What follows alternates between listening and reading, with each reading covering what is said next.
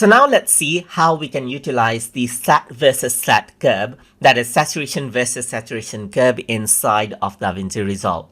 So to do that, I'm going to go around and under the curves custom right here, you can see that this button is here. And once you click on it, here you can see sat versus sat is an option.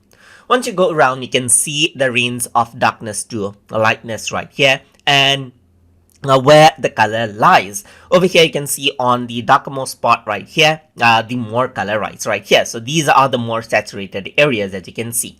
So if you want to control out the more saturated areas, you can go around and then click right here and increase or decrease out the colors from there, just like this. So if I were to go around right here, then as I pull this, you can see that more of the colored areas becomes black and white. You can go around and pull this up to make them more colorful or decrease them out to make them more black and white, as you can see right here.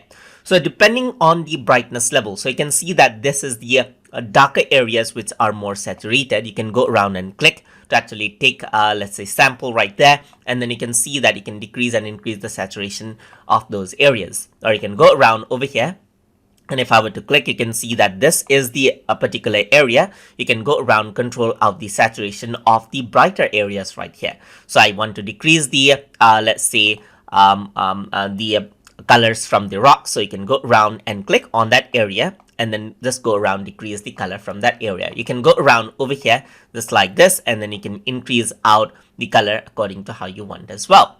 So similarly, if I were to go around over here, then you can see that these are the areas right here. You can go likewise control out, let's say, the brighter areas as well. But in this case, in brighter areas, I don't really have much colors compared to the darker areas. So you can go around onto the darker areas or decrease out the color or increase out the color right there.